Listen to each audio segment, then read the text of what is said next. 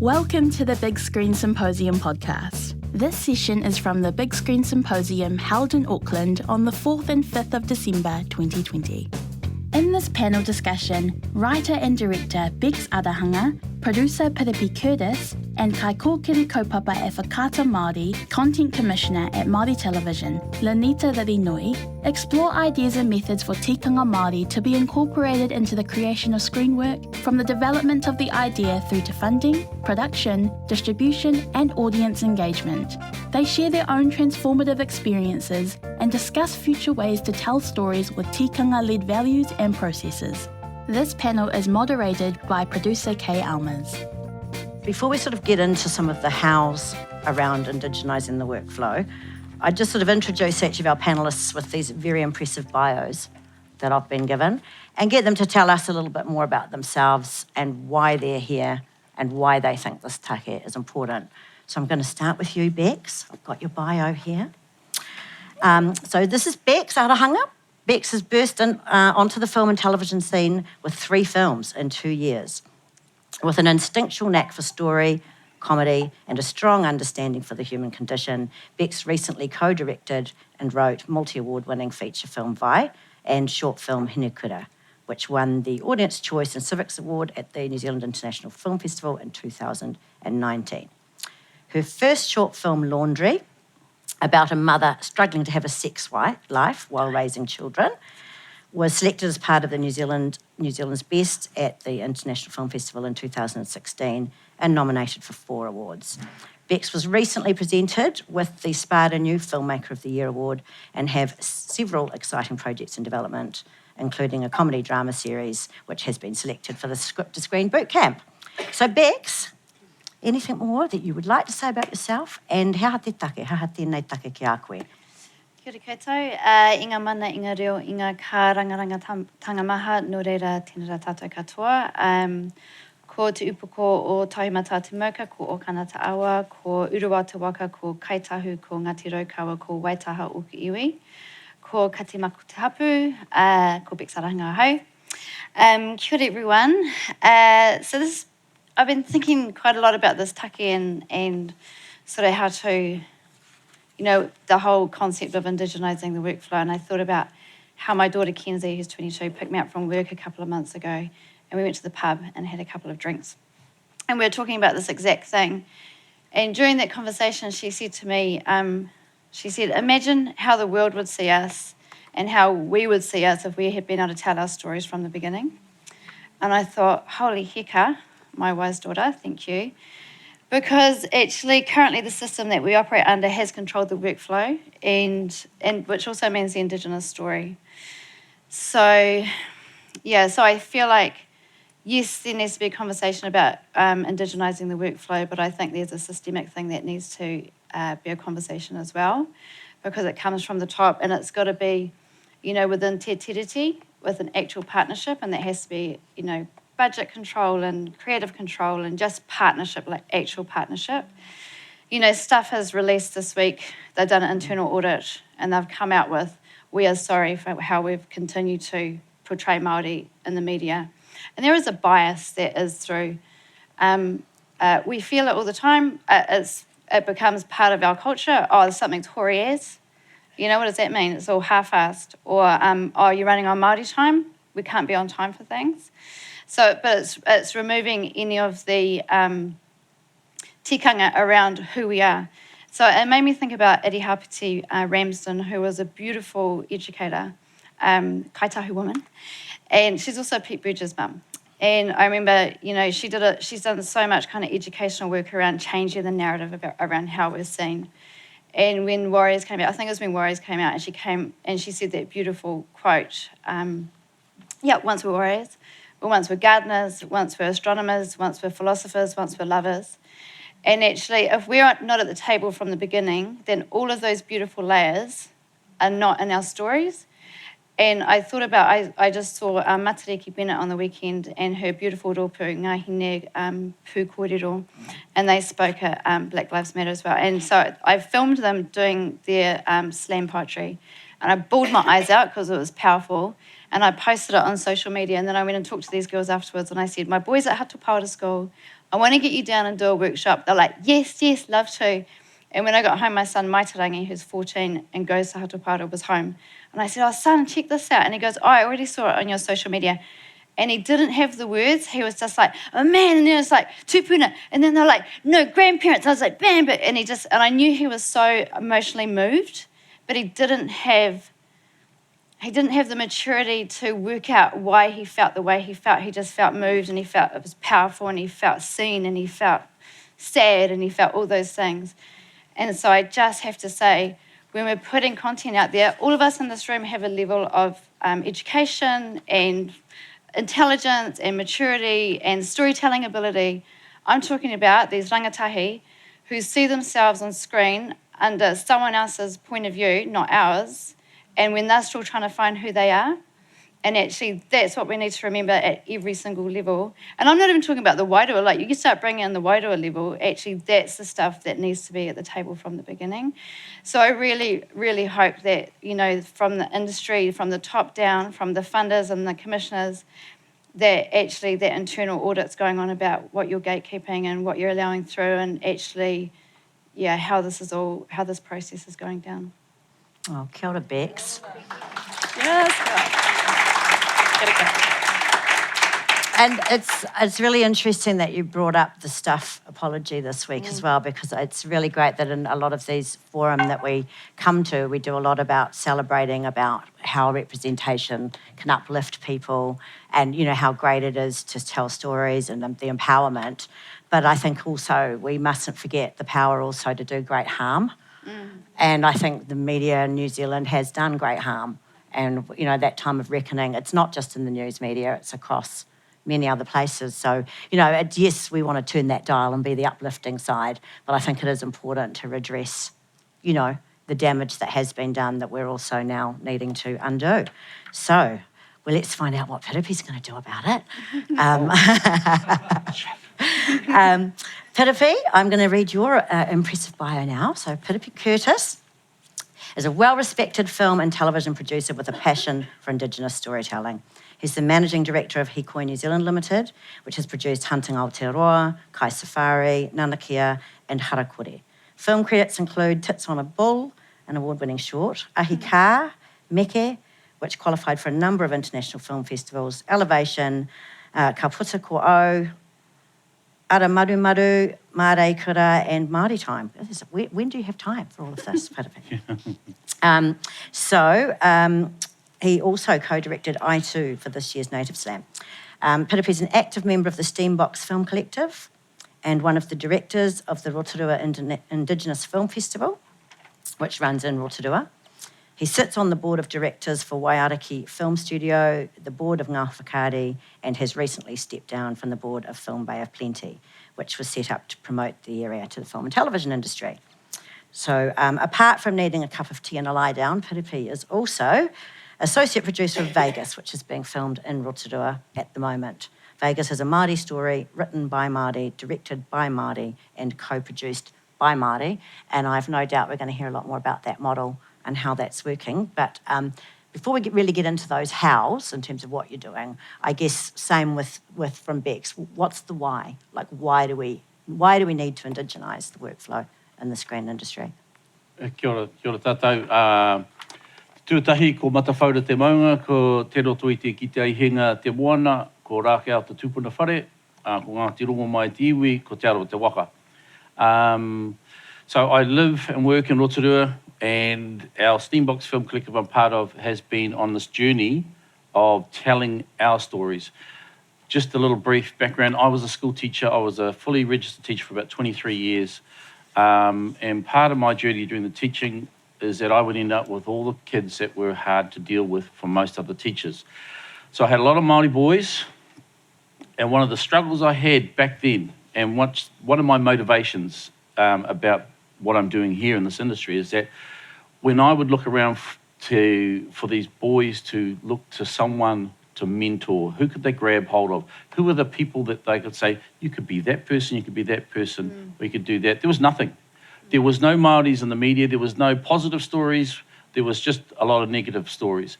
It was very hard because one of the things I learned was that the internal dialogue of our kids can be uplifting or it can be quite destructive. And for most of our Māori kids, it was destructive because there was nothing around that said, you're amazing, you can do this. There was nothing uplifting for them. And so to change that internal dialogue, we need to have the media and the stories that do that for them to get their voice to change by seeing what they see.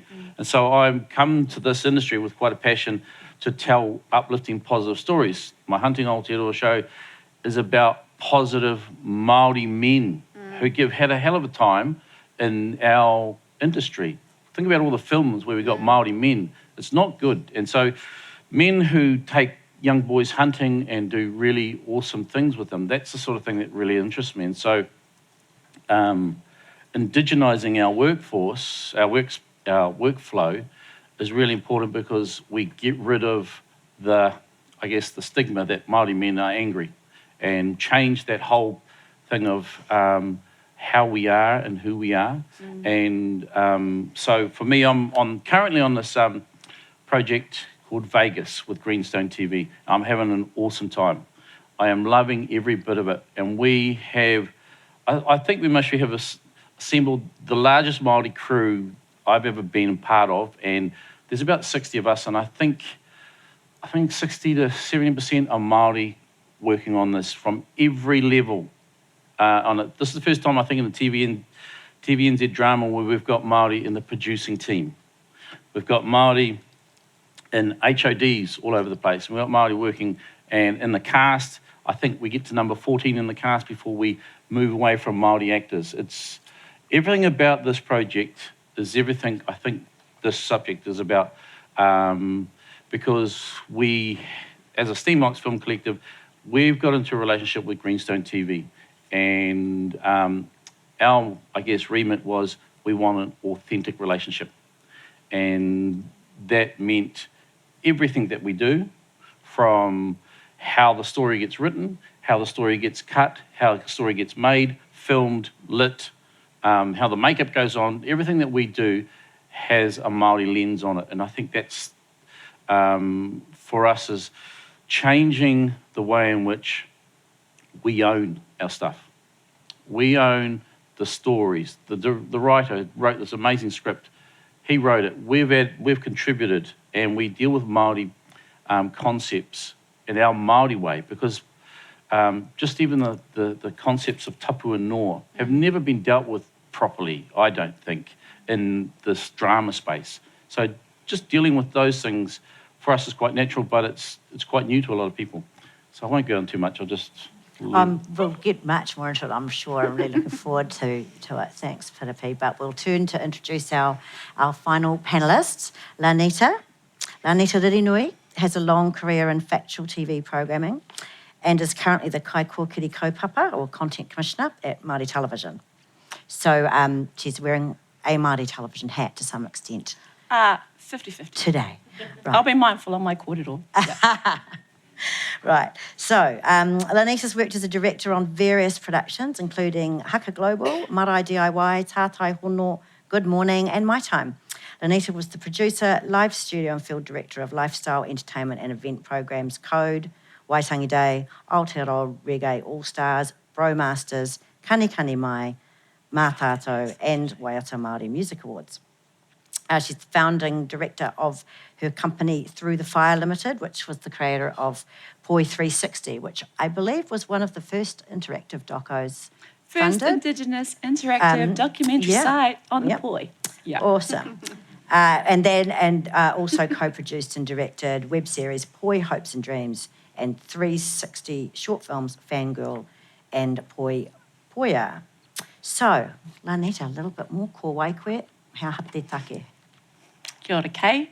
E mihi kawana ki a koutou katoa, kua tai mai nei ki te whakarongo ki a mātou. No tauranga moana ahau, nā reira, he pāpaka no rangataua ki reira, i tētahi taha, i te rātutaha no Ngāpuhi, Ngāti Wai, ki te taitokirau. Amuri i tērā he wahine no ngā mautere a tāhua o Rarotonga tumu te waruwaru hoki. Nā reira, ko Lanita Ririnui ahau, ki konei ki te kōrero, ki te whakawhitiwhiti kōrero ki a koutou katoa. Hi everyone, I'm Lanita, and I'm here today as part of this panel to talk about indigenising the workflow, essentially because welcome to your health and safety in Māori. For everyone in this particular time and space being here in Aotearoa, in terms of indigenising the workflow, a real key is recognising and reflecting who you are and where you are and what you do. So not many of you can go anywhere, so you're stuck here.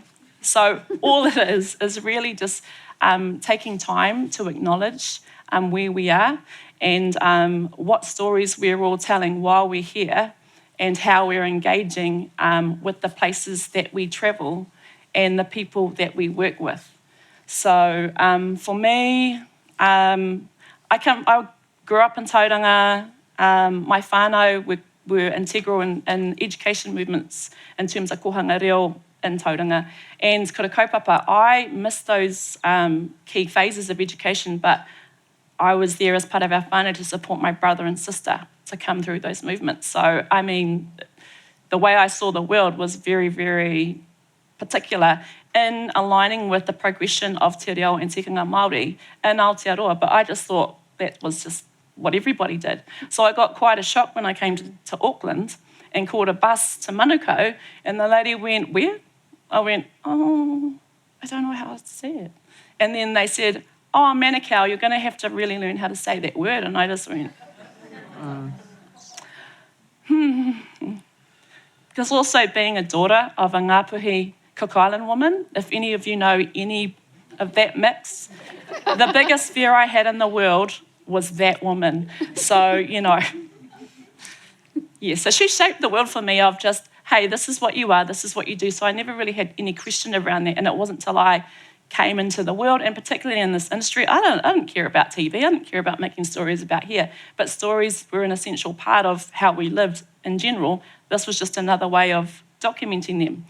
So back in the day, I was lucky to do the Bachelor of Communication Studies and then be one of the few young Māori women to go into TVNZ, and that's minority as the days. But my point today is about thinking about perspective, because to me, I was the world, so everyone else was like, okay, we'll just wait, because I'll just do what I need to do, because I'd rather try not to piss my mum off than everyone else, So I had a really interesting perspective.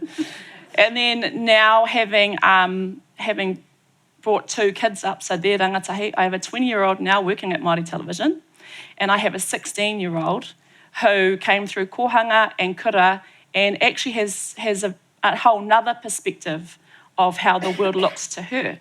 So in talking about perspectives and respecting who you are and where you sit and where we all are, that's the kind of key of indigenising the workflow so that we can all be the best potential for our outcomes.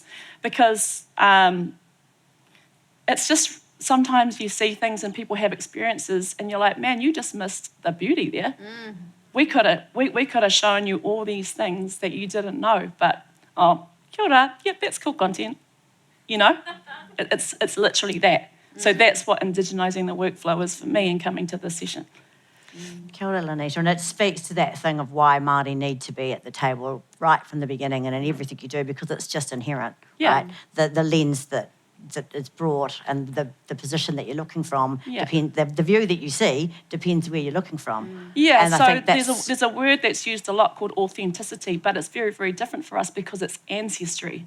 So you may do your authentic story and leave. We don't. We can never leave it, because then we have the pressure of those who came before us, and did we carry that enough for them? And then we've got the future generations of, man, I don't want them to have to carry this. So ancestry is something that I think is what makes it particularly different for us. Yeah. So what we thought we'd do is, we've been talking at that sort of quite high level philosophical, like why we need to do this sort of thing. And so we thought that we'd get each of you to talk a little bit around actually sort of how does that show itself up in practice in terms of in the way that you actually approach your filmmaking. So I think you were going to kick us off, Becs, and talk to us a little bit about a couple of the projects you've been on and what that actually means to take that whakaaro and how it actually changes how you run a shoot day, or, you know, what actually happens that shows, how does it manifest itself, I guess. Cool. So I was going to talk about both. I shot Hinekura and Vai 3 weeks apart, not by design. It was horrendous. But both of those films were about reinstating female karakia and divine feminine and that kind of thing. So with Vai, you know, it was its own construct. We had a short amount of time to write it, and then we had to shoot it, you know, one day to rehearse it and then one day to shoot it. And I chose to shoot Vai down where I'm from in my hometown of Motueka, and a place called Riwaka, which was originally a wahitapu wahine, where women used to birth in the freezing cold waters. And during that time, my niece was about to have her first baby, and I took her there and we did karakia. And I'm telling you, the environment went hot around us, and it was the middle of winter because everyone shot there on their beautiful islands. And I shot mine in Motueka at the base of a mountain in August. So there was so much around that. And, you know, if you go to that place, all of the kōrero there is around our Māori ancestors. And so it's really been removed, our wahine, our female kōrero. And so I wanted to shoot there and shoot this ceremony with this kuia and her great mokopuna in the water. And so this is what I mean by... you know, so this was the process. I had Rhonda Tibble with me. She was one of the main actors, and Hinetu Dell, both amazing Ngāti Porou wahine. And during that whole process, we all had to do preparation to get us to that point where we could shoot the film. So there was a lot of karakia, but we also took off our clothes and we had a puri in the water on the day that we did our walkthrough, not the day of our shoot. It was all me, the cast, and our producer, Kyle McNaughton. And there was also the kōrero around nothing being a coincidence within that space because it was very, very tapu. So, you know, so Kyle's whakapapa, mine, the actors, everyone had a place of what we were bringing to the space and why we were all there together. And then on the shoot day, we went and did a karakia up at the main source. And that was big, and it was really interesting. The crew were really struggling, so there was a lot of healing stuff going on. And then we shot our film, and we had 3 pipi, because, you know, 3 hours door to door. And so we had 3 pipi throughout the day. 1 was in the first part of the day, and then we had 2 in the second part. And the karakia to the pipi changed based on what that little girl, what her whakapapa was. So it wasn't a script. I mean, we had a script, but actually during the ceremony part, when Rhonda and Hinetu did their karakia and their ceremony in the water, it changed based on, so the first pipi, there was a certain karakia to that one because of who she was and who her tupuna were. And then our last one, which is the one who was in the film, she got a different karakia as well. So that is an example of how different, you know, just doing a karakia in the morning, or just, you know, making a Māori story as opposed to actually tikanga wairua first, and then you make a film as part of that, following on once you adhere to all those things. And we finished shooting at 6 o'clock at night, and within 10 hours, that place had just flooded. It was like we couldn't have shot there, it was completely gone. And then 3 weeks later, then we shot Hinekura, and Charlene George is here, who was my producer on that. And that was its own process, wasn't it, babe? She's like, oh, this is different. Everything was wairua guided. So everywhere that we shot, everywhere that we went to. And so this photo that you can see on screen was, like, for example, on the first day we had 4 scenes scheduled.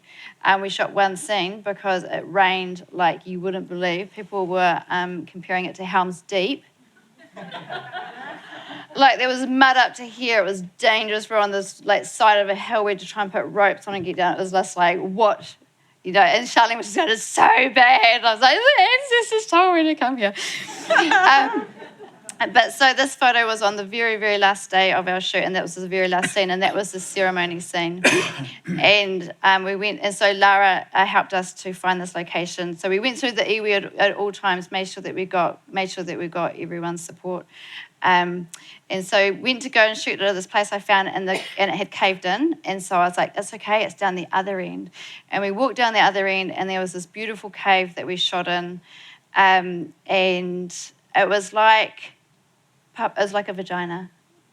I'm not even kidding. It was like a vagina. And we were taking, in the story, we're taking this young kōtiro's first menstrual blood and putting it back into Papatūānuku with ceremony and prayer. And so as we were shooting it, and I could feel that it was just like getting harder and harder, and nothing was working. And then the generator just stopped working, and I was just like, oh. And I went and got Rhonda. I was like, sis, she's not happy. You need to come and do something. So she waded into the water, and she did a karanga, and she asked the cave, the whenua, to please let us finish this mahi.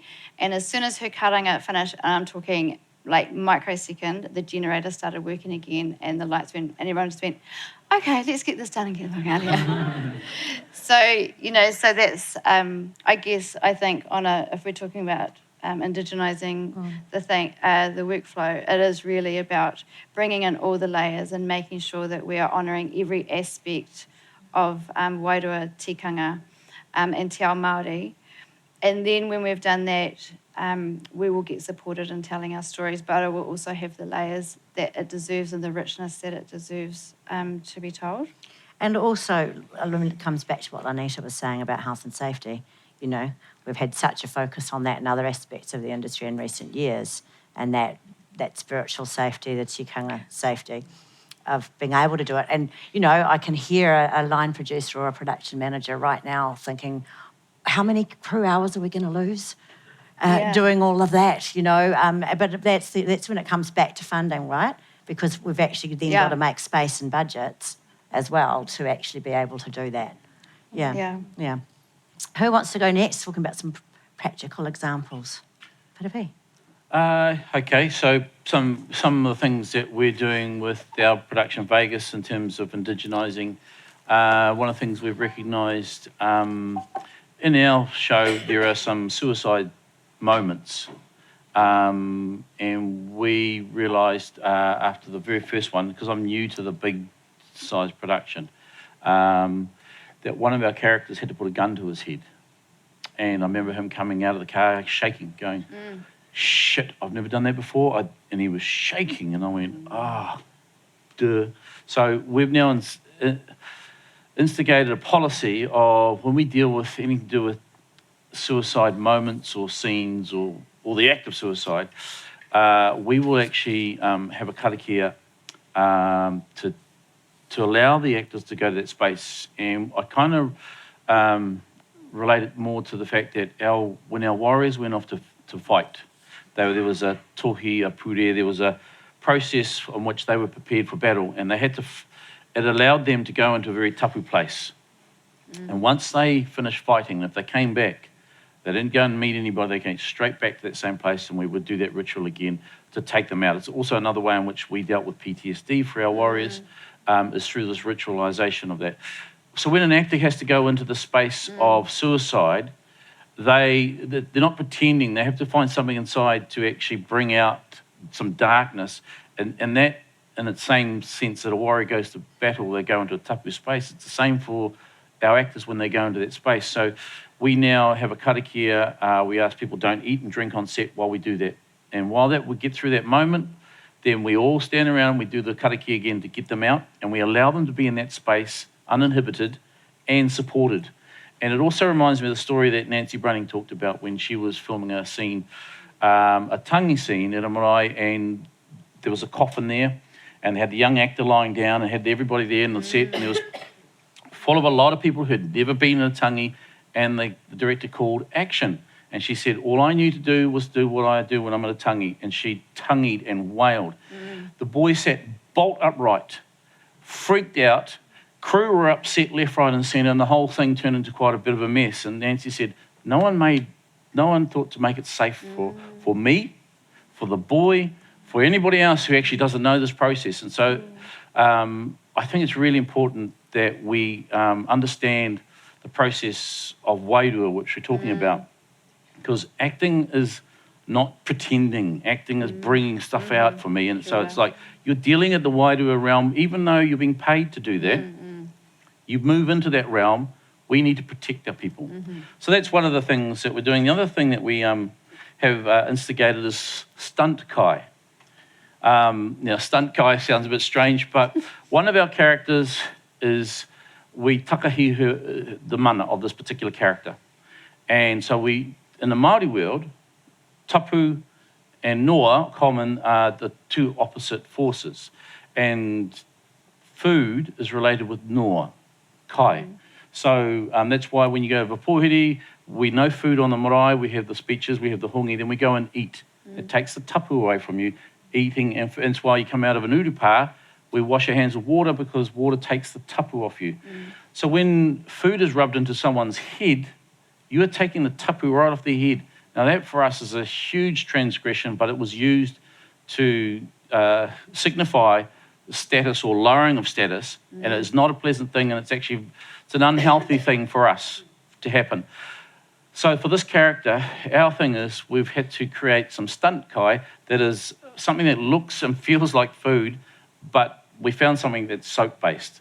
And just being aware of these things for us is it's news for a lot of the industry that what stunt kai, you can't just rub a cake in somebody's head. For us, no, that's culturally so unsafe. So it's just a matter of having Māori involved. This is what happens when you get Māori involved at every level to actually foresee these things coming so we can actually put a plan in place, not on the day. Because you could imagine if people come and it's on the day, you'll be running around finding what? So we've had time to put that in place. So that's another, I guess, indigenising the workflow. That's a beautiful example.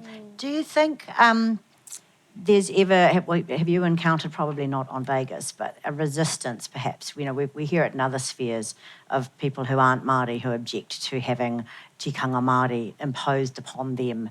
And it's a narrative we hear a lot in workplaces, and why should we have to do that stuff? Are we talking with this that we want to see the indigenising the workflow come across the screen sector in its entirety because we're on whenua Māori? How do we balance, like, when are we imposing tikanga Māori perhaps on others who don't subscribe to it? I think the long-term goal is that every production will start to include tikanga, because if we talk about treaty partnership and the dialogue and the conversation has been, we're all one. And, why aren't we just all one? We say, okay, let's all be Māori then.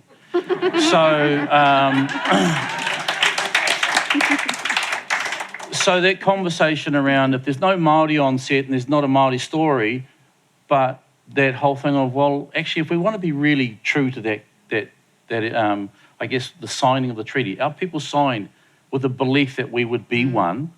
Now it's time for our Pākehā to come and join us in that, I guess, commitment to being one and learning te reo, learning tikanga, indigenising the way in which you come to a thing. I think that'll be the long-term goal. For our Vegas production, there is no question. Everybody who come on was told before they even got anywhere near it.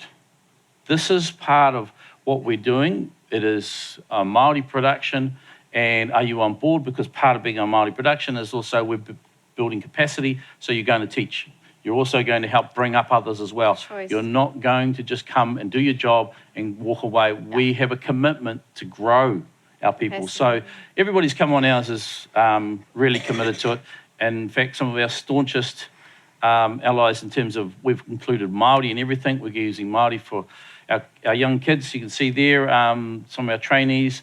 The clapperboards, I'm getting them to do it all in te reo. All the calls, as much as we can. And some of the staunchest people for promoting te reo on our set is Hariata, who's our producer, who is Pākehā English, but she is very staunch, very pushy when it comes to, everybody knew when they come, this is our kaupapa.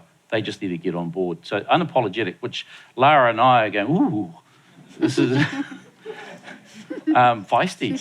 So we're trying to, one of our things, we've developed a cultural warrant of fitness, and TVNZ had us do a sort of cultural warrant of fitness of how we're going to include it. So we created, a document with all the tangas, manaakitanga, aroha, kaitiakitanga, but also making it really tangible so that it's observable objectives, so that it's not just airy-fairy stuff. So we've created this thing so people can actually understand what it is to be in this space, what it means. Whakamana te tangata. So when you're dealing with people, be kind, because it gets tetchy at best of times, especially in the night shoots. It gets long hours. So learning to be kind and making sure that we do things that enhance people and not shoot people down. And so we're looking at the way in which productions run, and we've got a lot of people who are really experienced. They come from other productions, and we're now getting to a point where we're becoming unapologetic about some of the ways in which these big productions run don't fit the way in which we operate.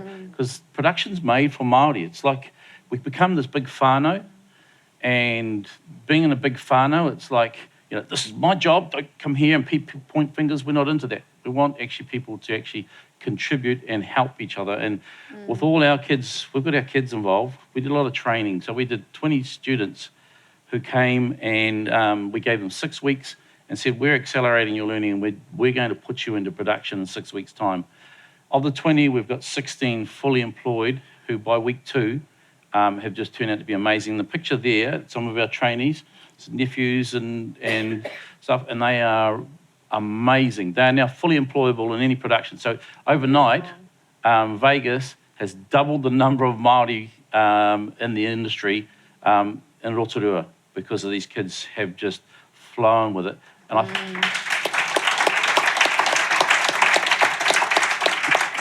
So MSD supported us for that first 6 weeks. Vegas, the production, is supporting them now. MSD want to do it again, so do we, with the next lot of productions that we can get in. So I guess in terms of the digitising the workflow, it doesn't get more Indigenous when you get kids out of our kura Kaupapa who turn up on set, and we pass the karakia around, so we're doing karakia to start, and we do a karakia to wrap, when our first AD can remember.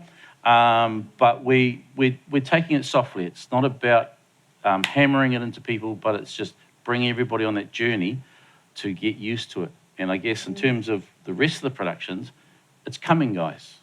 It's coming for all of us. Just embrace. We're here to help.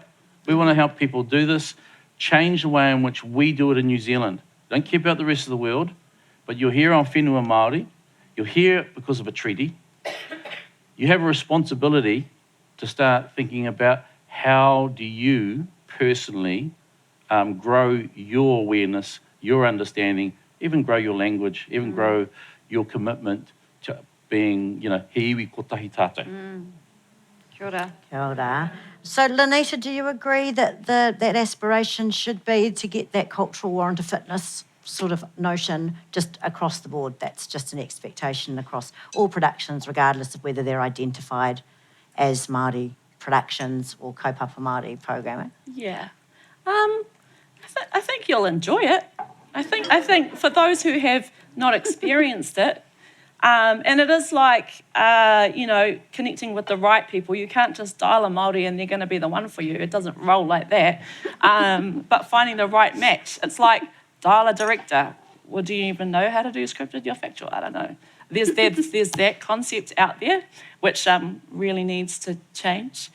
And the value of what it adds to your kaupapa is massive. I mean, essentially it's like going, this is going to sound really, really simple, but I'm such a survivor like that. I'm like, everything, at the end of it, whatever you're doing, how cool is the kai? So how have you... you know what I mean? Tell us about some of your stuff and how you think you've worked differently. I'll give you an example of, we were doing a shoot actually in your area of Te Arawa for Poi 360, and we only had a day really to shoot it. We had a story at Whakareorewa, then we had a story out at Awahau. But we had a small crew. There was me, soundy director. The soundy was from there, Teeps, and then the director's from Tauranga, where I'm from. Well, schedule-wise, what happened is there ended up being 3 tangi. So, you've got like tight budget, you've got tight time, and then you're like 3 tangi. Oh, well, I don't know how anyone else would deal with that.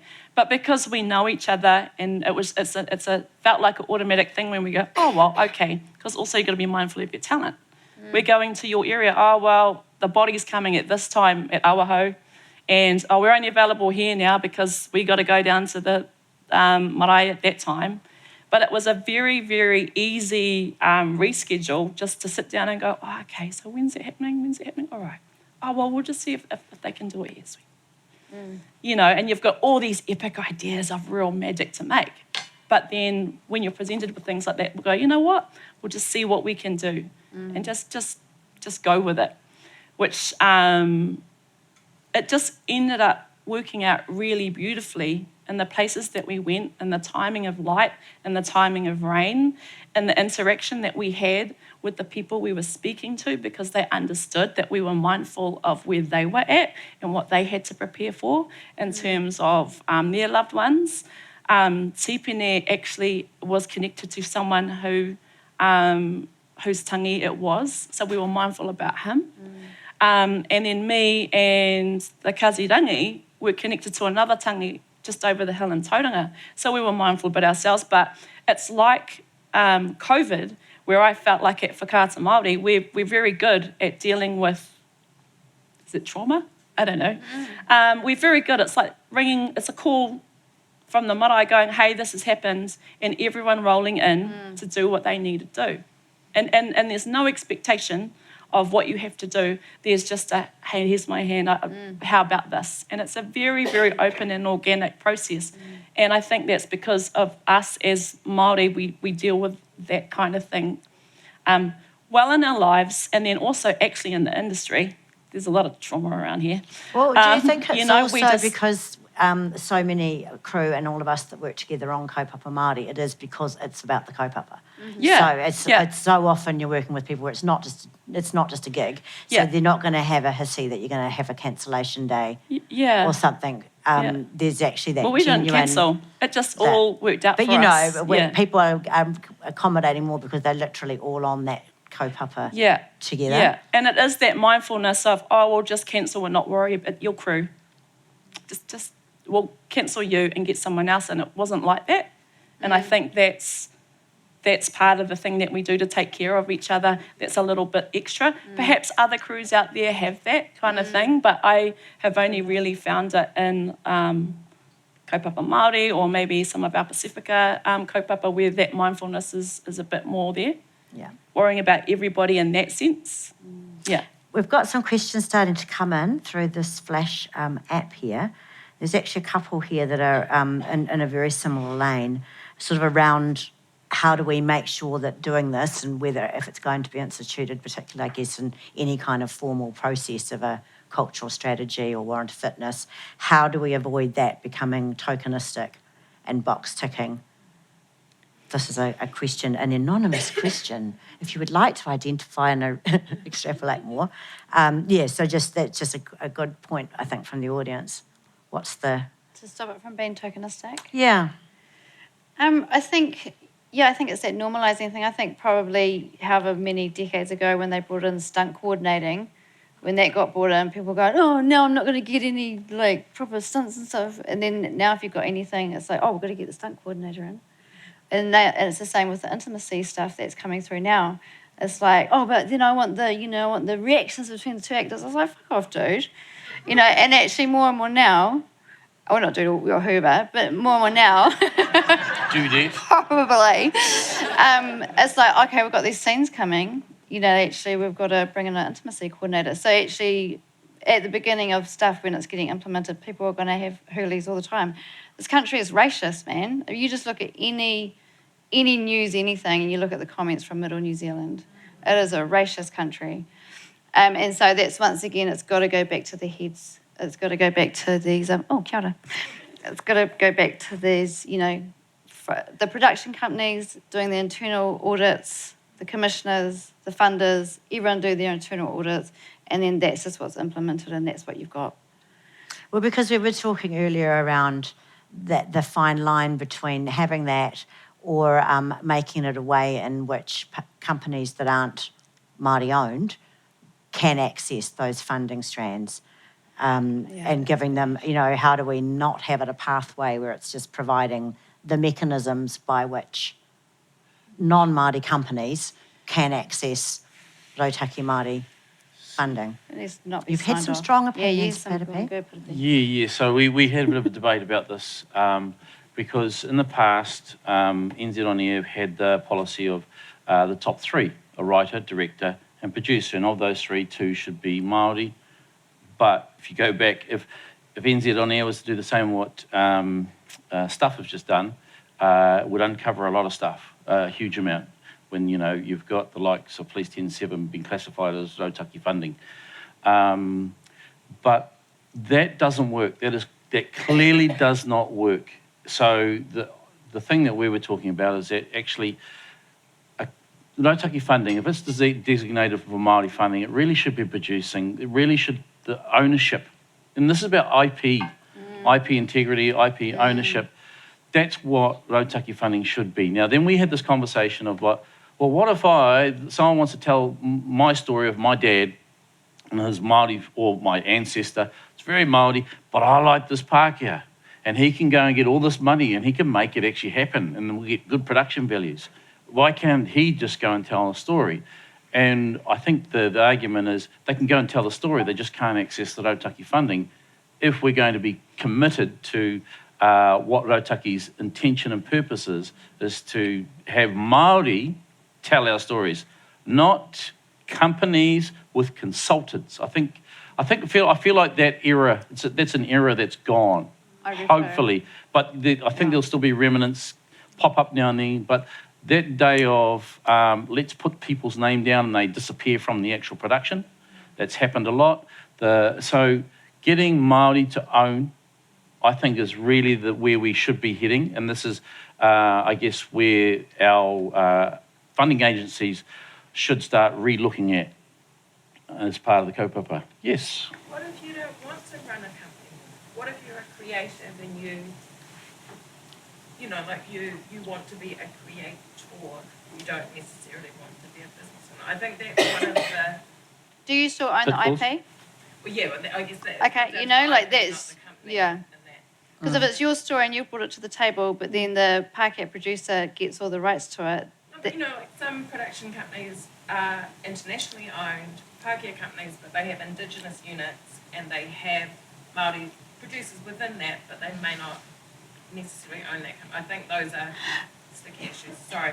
That's the conversation. We're heading. So if anyone didn't hear, what Summer was talking about is what about those creatives who don't actually aspire to owning a production company, and can they and should they be able to go and work? I think there's some muddied waters there as well of really what the purpose, and it's always been muddied a little bit about what is the purpose of that, if it's defined as Rautaki Māori, particularly probably in the NZ On Air, is like how much of it is about capacity building, and how much of it is actually about the story. And it's almost like it's had two taskmasters, that way of defining it. So. At the bottom line, though, of putting in any initiative that funds Māori is because there's no Māori stories being told.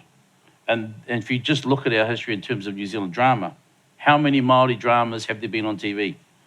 That was the purpose. That was the purpose, to get Māori on TV. It was the purpose Te Māngai Pāho was created in the first place, is because we weren't seeing ourselves. And that's why a lot of people fought for Māori television, for Te Māngai Pāho, and they even fought to get Rautaki some acknowledgement and some funding to create Māori content. Bottom line, and we still don't have, we're just starting to see it now with Vegas, with Head High, but there's so much more to be done. There is a question in here that's probably is more directed at the Film Commission and NZ On Air, and we've got them right here. So feel free to weigh in, Amy. Karen.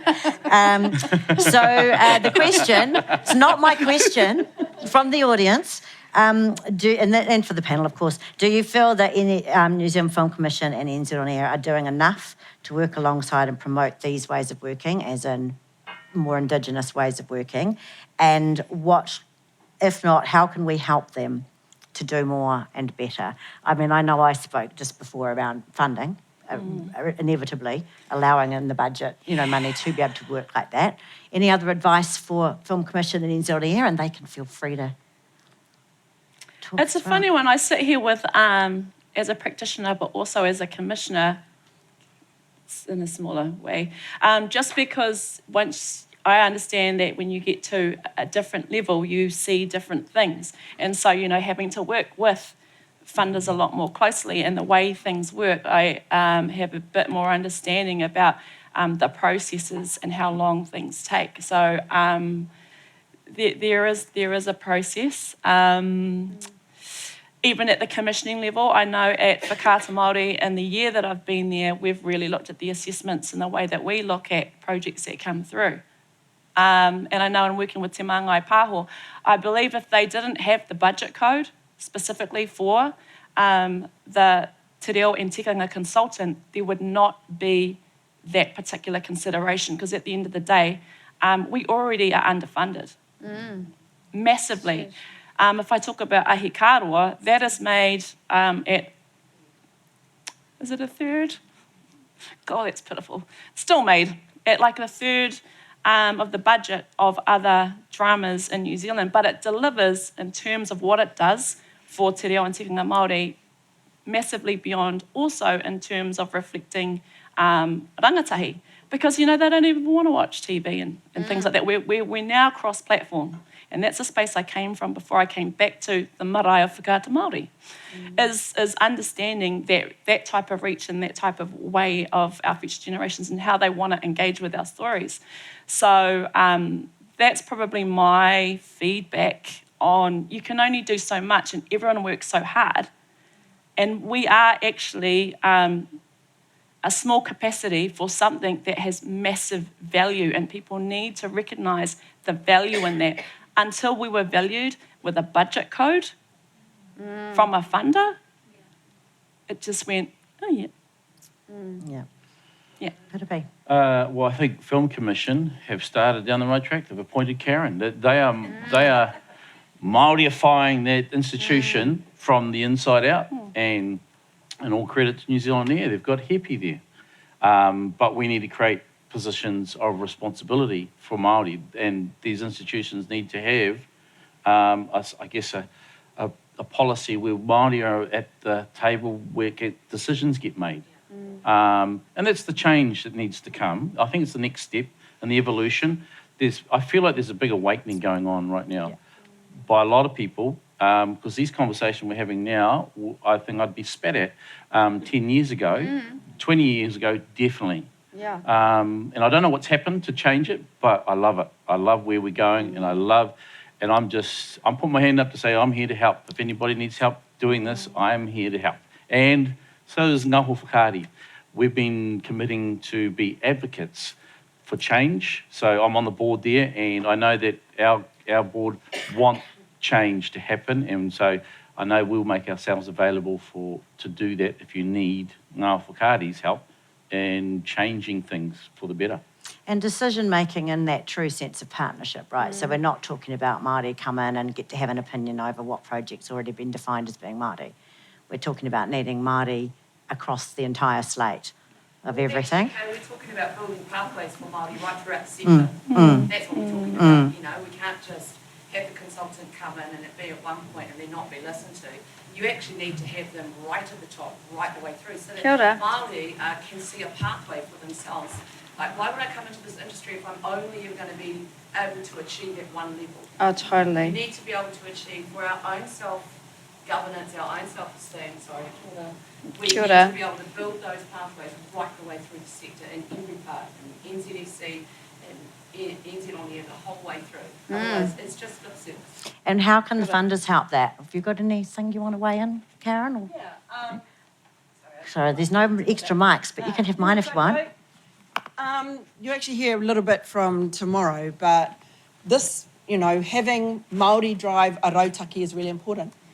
So it's great to have a rautaki in name only, but when you have Māori, not just one, but actually growing the team and bringing alongside our Māori staff within the organisation to feel that they are valued, to drive the rautaki within all of their work. So not all of the Māori work in the rautaki, but all of their work, the minute you value Māori in that space, everyone's happy and comfortable to be Māori in that space. And that changes the dynamic in an organisation. In terms of the policies, we have the Rautaki Māori of the Te Tunga Whakaata Taonga, and we had specific funds that were allocated.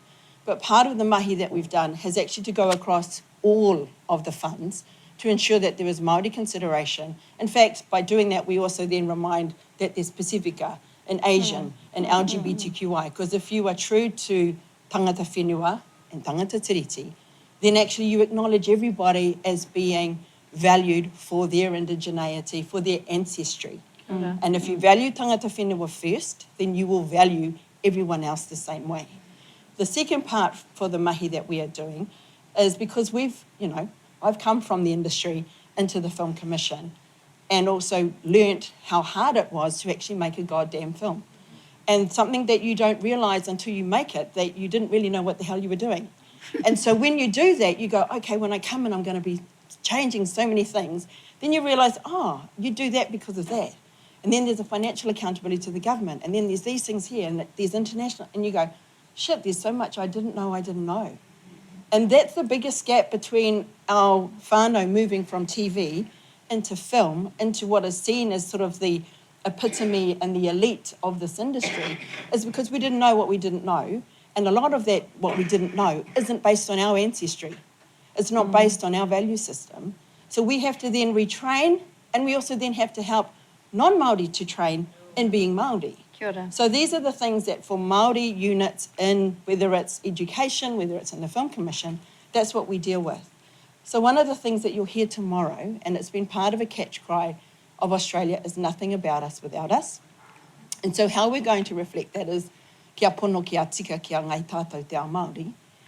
And that's basically going to require that, and this is the proposal in terms of reviewing the Rautaki, which is time to do for the next 3 or 4 years going forward, is to ask that those companies coming in who want and have Māori content actually have to provide their warrant of fitness, inclusion, engagement, whatever other label we want to call it, that they actually have to have that before they even put their name on the paper. They won't get in the door Kia ora. until you actually, and this isn't just for the Rautaki, this is actually for all of the funds that we are proposing, because the Rautaki is the strategy not just for Māori, it's for the industry in terms of the funding that we have to allocate. And so that's what's important. We hear what you are saying. This is part of a conversation that's been going on for years and years. And so part of the changes, we've been polite and making sure we've got the funds, we've put all of that up in terms of the Rautaki supporting a lot of our Māori filmmakers and our non-Māori filmmakers to help and get their projects up.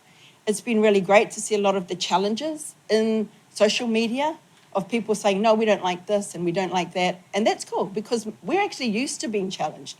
That's what hui Māori are. You come to hui, you got to be prepared to be challenged by your own. And if we don't do that, then we're not doing a good job. The key is actually listening. What are they saying? Why are they saying that? What is in our process that doesn't support what Māori are saying and why we need to have this accountability? And the other thing is then it has an impact back on us. Because the minute we say you need cultural advice and directors and creatives, then we then have to create those pathways for our people. We need more writers and directors and producers and consultants and real advisors. And that's the great thing about us and the sustainability for the industry. Nā reira, tēnā koutou. Kia ora. Did you want to comment at all? Either? Yep. Yes. Sorry, pull you up there. I know you'll have some time tomorrow, but this will be a slightly different audience, I think. Tēnā koutou katoa. No pōni kia hau, ko Amy Mills tōku ingoa. So I am the Potuku Pūtia at Irirangi Te Motu, the head of funding. I've been in the role about 2 years and I count myself out for kind of a year because I had a baby. So I really, really appreciate everything that we're talking about and we feel very, very deeply at NZ On Air. We know our space that we hold and we know what we need to do better.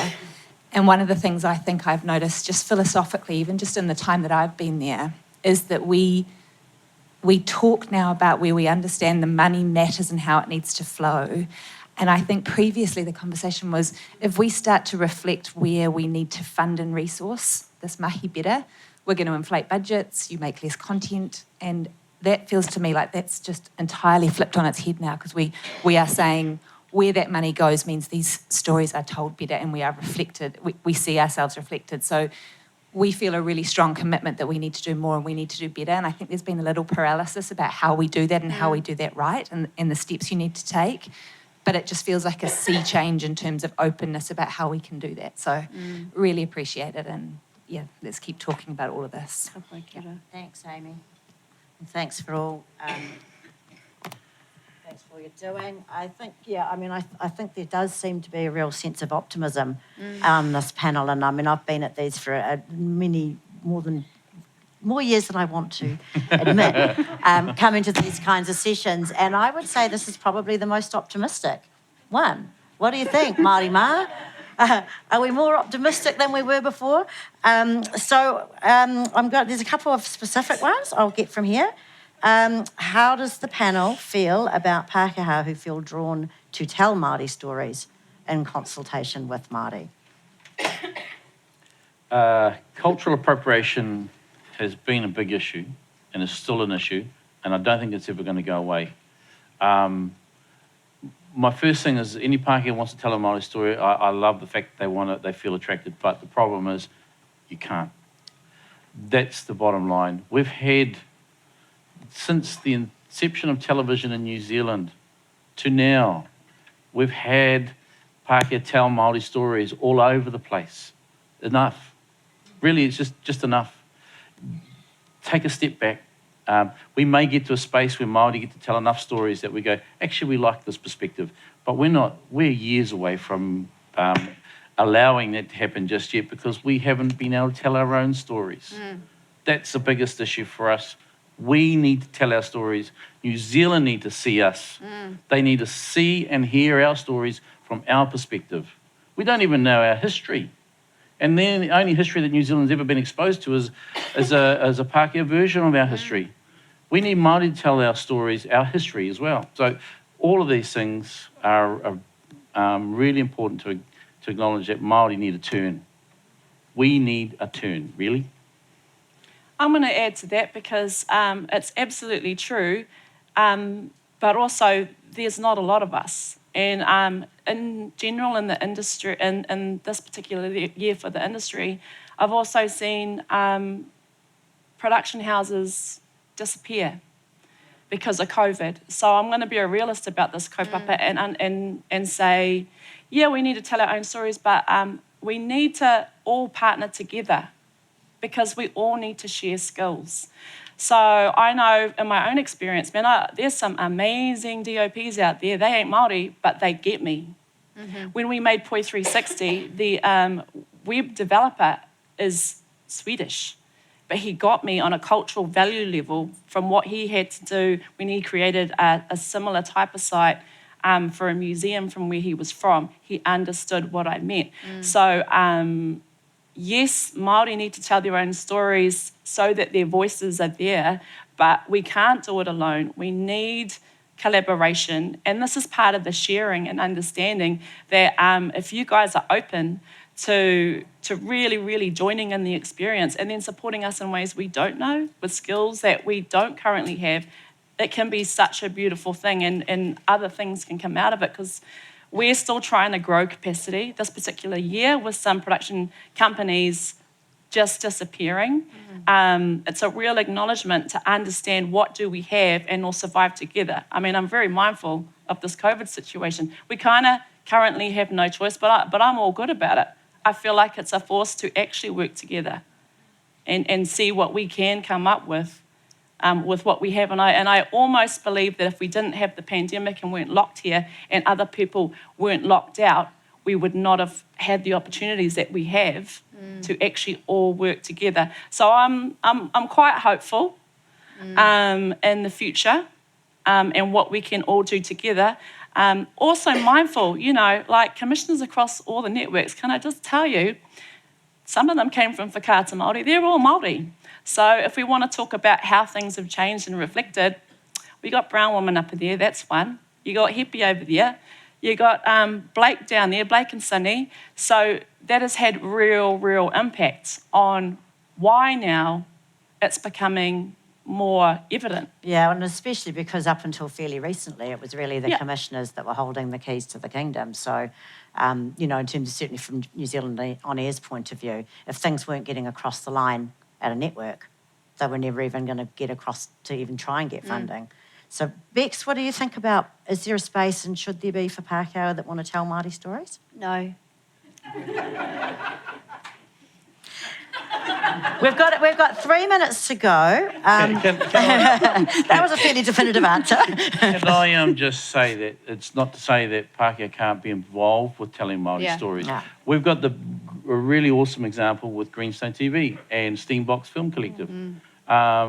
They've honoured the commitment of authentic relationship. And so we as Māori feel like we're getting to say our stuff, but we're working with Pākehā.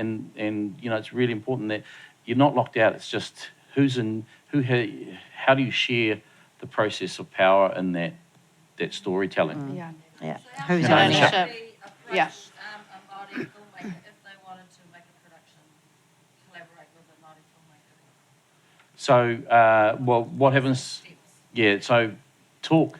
Find someone. If you want to get involved with an individual or person or a group like our Steambox Film Collective, we get approached a bit recently, and I suspect when Vegas goes to air, there'll be a lot more people come knocking, and we're prepared and we're ready for that because we're about opening the dialogue. It's not about shutting it down, and we're open to looking at ways. And we've developed, Steambox Film Collective, have developed our own gold standard relationship guide for ourselves, so that we're clear on when we go to any kōrero, what we expect out of a relationship. And it comes down to that partnership and power sharing, doesn't it? Rather than just hiring somebody in Yeah. to give you access to the funding. We are kind of running out of time.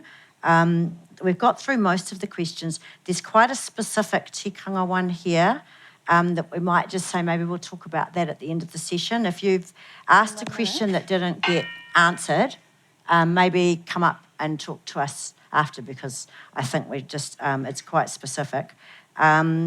Because we are at the end of the session and respecting the tikanga of Big Screen Symposium, I'm going to just finish off by thanking all three of you. Ngā mihi nui nui kia koutou katoa mō tō kōrero e tēnei rā. Thank you all for sharing. I mean, we could, you know, it's, like I say, I'm feeling uplifted and I never say that after coming to one of these sessions.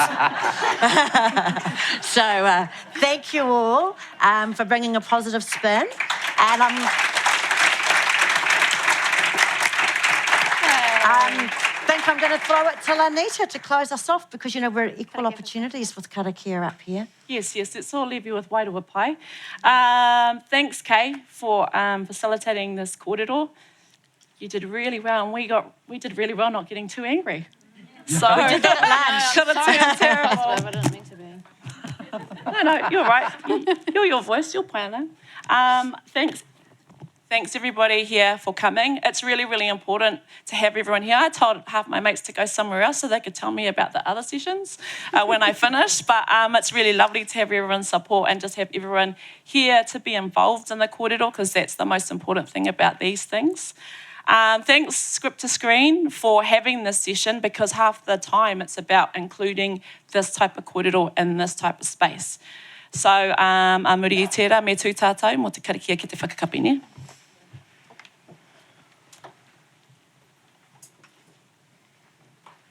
So, I runga I te wairua pai o te rangi Māori. I te māngai ngana he ropono me te tokotōru tapu. Kia te tui oho ana koutou ki wainganui tēnei whakamoemuti tēnei wānanga hoki. Hei tataringa kupu katoa e whakapuakina nei roto tau aroha noa. Pai heretia ki te rangi Māori e ngā wā katoa. Ko te māngano hoki ai tautoko kia pima kia tūturu. Ai anei a ki nei. Ai. Amen. Kia ora. Thank you, everybody. The Big Screen Symposium 2020 was brought to you by Script to Screen and J&A Productions. We gratefully thank our event partners, the New Zealand Film Commission, New Zealand On Air, Te Māngai Pāho, Images and Sound, Screen Auckland and AUT. Voiceover is by me, La Leina Feonati, and music by Poddington Bear.